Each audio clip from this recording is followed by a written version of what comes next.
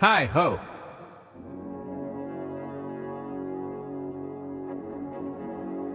She looks to the night sky. The stars now come out of their jars. I like to talk about the stars. Lie down on your back for some quoting.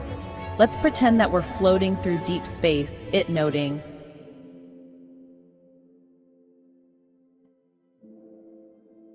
Once we were us, when we were stardust. Time, death, and stardust, those three were our birthright duly. Death chose the wise from the silly, the useful from the useless, the pointed from the pointless. Death sifted the best from the rest, but it took a long of time of yore, since death was the only evaluator. It took eons and ages of time's acumen for us to evolve from stardust into humans.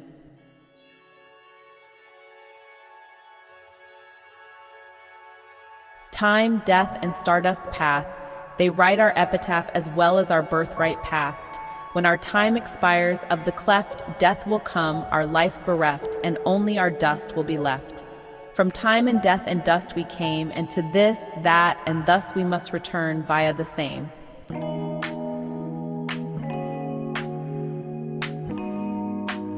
Born from stardust, nourished by sunlight, I fill my cup with wonders of delight. Life is a treasure, a radiant gem, a light that we'll never see again.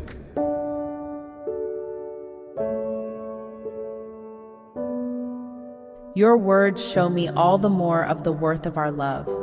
Hold me, love me, be one with me, hand in glove. Let's merge yours and mine into ours of. As we embrace under the stars, endless flames burn in the sky's spires as we snuggle our inner fires. When I see the stars, their poetic verse, then I know that all is right with the universe. They are eternity's running lights. Look, they shine even through the blackest plight of the fathomless night. It's as if good has conquered evil, right? For darkness can't even quench the smallest light, as even a mere candle can vanquish night. They say that twin genii split day and night, along with wrong and right.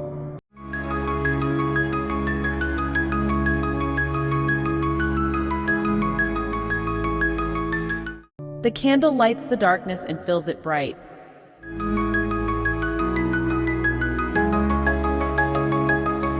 Starlight is the origin of our being. A star is the soul of the universe's seeing. The sun is our earth's soul and life star. We are sparks from the stars on high, afar. We glow bright for a while, then flicker and die as the pair. Our light shines now, so bright, reluming the flames in the black of night. We are magic lanterns shining here. Our spirits are the lights in there. From what bright star came the gleam in your eyes? From what distant sun came your smile, light-wise? Our hearts and Blake answer for us. Soon we're ready to sleep again. Embrace me, starlight. Hold me, stardust. Good night. Sleep well. Say a prayer of sleep for us. Each night my genie comes to fill my urn, pouring sleep into me until day's return. I dream of the beauty of night's urn and the bounty of day's return. As the day follows night for all etern, fulfillment follows all for which I yearn.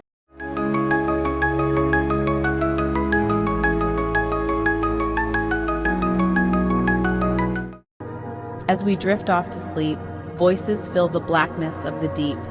It is some sort of celestial debate to meet. I'm the darkest, says the shadow to the night.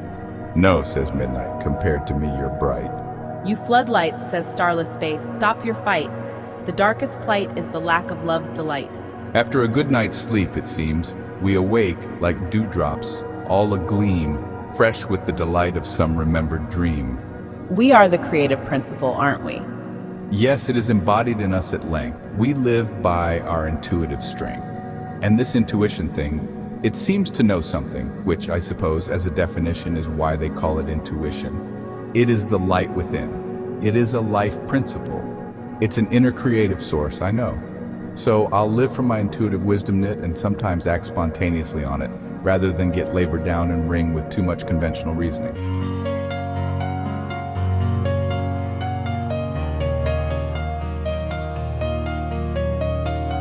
Yes, and this is my idea of how creativity binds from the unity of the heart, soul, senses, and mind. The wonders of life bring love to the heart's peak and cause it to take flight, so to speak, as all the while the soul whispers unimaged things to one through its own language sings, which makes them of unimaginableness, but they are ever in the subconscious.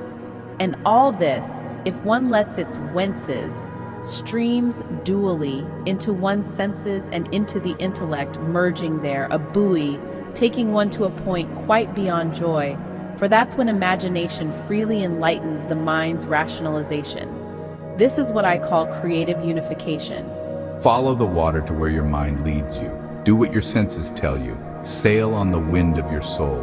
Flow where your heart takes your role.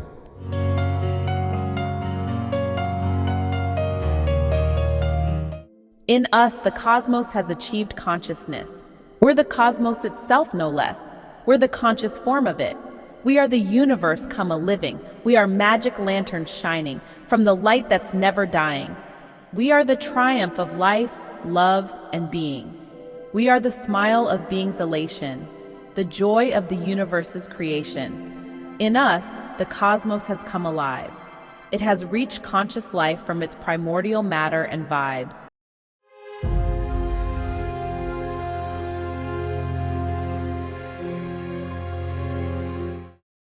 We have arrived. We are life from stardust, and we live but for one of eternity's heartbeats. We owe all that we are to time, death, and star heat. Truly, from the stars cometh our help to beat. Stars are the creators of matter, mind. This is why they shine. Death is the evaluator, the chooser, but it takes time. Billions of years of mindless time. We have waited to catch light and life a while. The rapture from heaven's smile. Oh, what a joy to be alive. Yes, now we are alive, and our minds interpret this reality into the many colors of the phenomenal, worldly. Our lives, like a prism, really strain the white radiance of eternity, like Shelley said in his poetry. While we are here in this dell, we can drink a glass of water from the well. We can enjoy the breeze that wends, and we can sing and laugh and love with our friends. We can enjoy everything and everyone. I will live for truth, beauty, and goodness, love. Yes, for their own sake, love for its own sake of. The stars are eternity's love lamps. They represent our good deeds entrenched, which even the death of night cannot quench. My star's light is the origin of my being, the source of my matter, energy, everything. Permanent, reassuring, unquenchable. It's my speechless soul, my self-winding mainspring.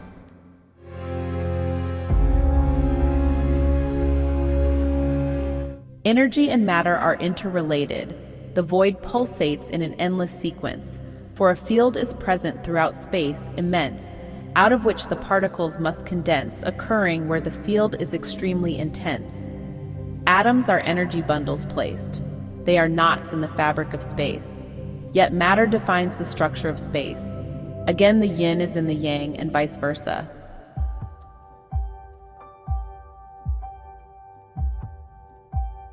I have a theory. Perhaps from out of nothing came the paired pluses and minuses of energy. The positive energy becomes matter, while the negative matter becomes gravity. Negative because it takes a force, a positive energy, to hold objects apart which are attracted by the negative force of gravity.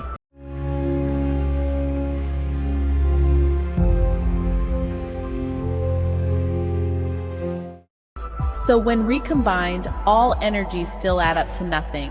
That's ingenious. So then, from nothing was written our account. Back to nothing will still have to amount. Ah, but in between those two parentheses bound, the pluses rain on us from heaven's fount.